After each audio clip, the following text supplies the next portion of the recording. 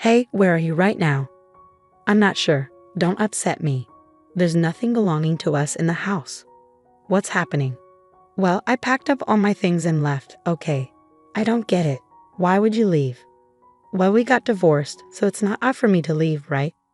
Divorced? I'm the one who filed the divorce papers. What? My name is Claire. I'm 35 years old and work in an office. I'm married to Evan, and we've been together for 5 years. Evan used to work at a company, but he quit his job 2 years ago to start his own business. Unfortunately, his business hasn't been doing well, and we've been struggling financially for the past 2 years. Luckily, I have a good income, so we're able to make ends meet. Our relationship as a couple is okay, not great, but not terrible either. However, I have a big problem with my mother-in-law and sister-in-law who live in my husband's family home.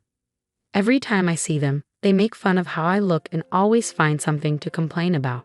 It really upsets me and makes me feel stressed out. My in-laws' house is only a 10-minute drive from our apartment, so my husband often wants to visit them. When we first got married, I went along with it to please my husband, but lately I've started to stand up for myself because their behavior has become too much to handle. Even when I try to stand up for myself, my mother-in-law and sister-in-law don't stop. They always find ways to ask me for money. Hey Claire, I need $500 to buy a birthday present for a friend. Can you give it to me? $500? What are you buying? I'm planning to gift a trip, and I'll be going too. No, that sounds odd. It's like I'm footing the bill, and I can't afford to give $500.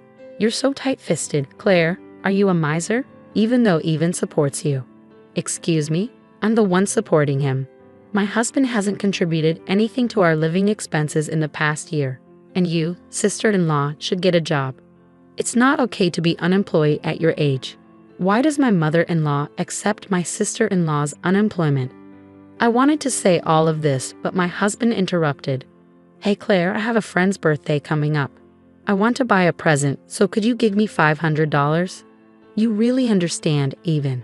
You're a good son. Then can I also get about $300? I need it for something. I wasn't sure. It's okay, Claire. You should have about $300 in your wallet, right? Come on, give it to her quickly. My husband, maybe out of pride, made me give the money to my sister-in-law without hesitation. And then he started saying confusing things like, thanks to me, we can live this luxurious life. I couldn't understand why my husband was acting this way lately. During the car ride home, I confronted him. Why do you act like this? I have my pride as the eldest son, he started saying even more confusing things. This led to a big argument. Once you give them money, they become bossy. What's wrong with making my own mother happy? We can't afford to live that lavishly, you know. Do you get it? You're not contributing anything to our living expenses. So what? We got a big bonus this summer. Don't rely on that. That money is for savings. Since then, my husband and I have been constantly fighting. How can he act so arrogantly when we're struggling financially? Why does he always have to be in a position of power over me? His flaws are becoming more and more apparent. I realized I didn't have to put up with things I didn't like just for him. So when he recently said, "We're going to my mom's," I responded, "You go by yourself." My husband tried to argue, saying, "What do you mean? It's normal for the wife to come too." But when I pointed out, "So you're abnormal because you don't come when we go to my parents' house," he got annoyed and said, "Do whatever you want," then went to his parents' house alone. A weekend without my mother-in-law and sister-in-law was such a relief. It felt so comfortable and nice. With some free time to myself, I focused on working towards my dream, and that dream is to buy my own home. I spent time researching online and ordering brochures. My dreams and aspirations were growing, and just thinking about my new house made me excited. As I looked at different furniture options online, I imagined carefully arranging them in my future home. Lost in these thoughts, time passed quickly, and before I knew it, evening had arrived and my husband was back. "Oh, welcome home." Oh, is he still upset? How childish. He should act more mature as a grown man. I wasn't trying to cater to my husband, so I continued making dinner without speaking to him. Then out of nowhere, my husband spoke up. "You've been quite bold lately, huh? Standing up to me and saying you don't want to see my mother and the others." Defying, we're equals in this relationship. Besides, your mother and the others always criticize me, so I don't want to visit your parents' house anymore. That's what I mean by being bold. Normally, wives are expected to obey their husbands. If you say I can't do that, you're talking about divorce, right? Divorce? Are you surprised that I wouldn't mind being divorced by you? But I'm really upset with you. I've already prepared my part of the paperwork, so it can be submitted anytime. I'll let it go this time, but if you defy me again, it'll be an instant divorce. Think about that. With that, my husband smirked and ordered, "I'm going to take a bath. Hurry up and make dinner." Once I confirmed he was in the bath, I couldn't help but feel relieved. Yes, now I can end things with that man whenever I want. I cooked dinner happily. From then on, I worked hard to save money. I was almost ready to make the down payment. It was difficult to contain my excitement and keep from smiling. But in front of my husband, I acted calm. Finally, I bought a house in my own name. All that's left is to get a divorce after the house is ready and leave the home I share with my husband. I started packing my belongings little by little without my husband noticing and sent them to my parents' house temporarily. I had told my parents everything, and they understood my situation. Finally, the house was finished. When my husband went to his parents' house as usual on the weekend, I moved all my things to my new home. The new house is very comfortable, and both the inside and outside are just as I imagined. As I enjoyed the pleasant scent of a new home all day, my husband called me that night. "Hey, where are you?" "Well, where do you think I am?" "Don't play games with me. There's nothing left in the house." "What's happening?" "Well, I packed up all my stuff and left." "What? I don't understand. Why would you do that?" "Well, since we're divorced now, it's not unusual for me to move out, is it?" "Huh? Divorced? I already filed the divorce papers." "What?" "We're not together anymore. Don't try to fool me. I won't accept that." "But you were the one who said we could get divorced whenever. As a businessman, you should stand by your words. Anyway, this is the end for us." With that, I hung up the phone. Finally, I was free from my husband. That night, I slept peacefully. Living in my new home was so comfortable, and every morning, I woke up feeling refreshed. Today, I decided to invite my parents over to my new home for the first time. As I was cooking alone in the kitchen, my parents arrived with a bottle of celebratory sake. They were both surprised and impressed by my new home. And then the three of us raised our glasses for a toast. Even though it was a bit early, we started celebrating. Suddenly, the doorbell rang. Huh? Who could it be at this hour?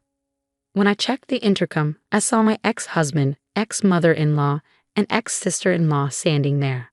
"Why are you here?" "From now on, my parents and I will be living here. My father is in the hospital right now, but when he's discharged, he'll also be living here. Please leave immediately." "No way, that's absurd. Why should I do that?" "Please leave my property right now." Then my ex-mother-in-law stepped forward. "You cheeky girl, listen. What's yours is mine. If you understand, open the door." What are you talking about? I'm single now." "Huh? Didn't your son tell you? We've already filed for divorce. We're strangers now."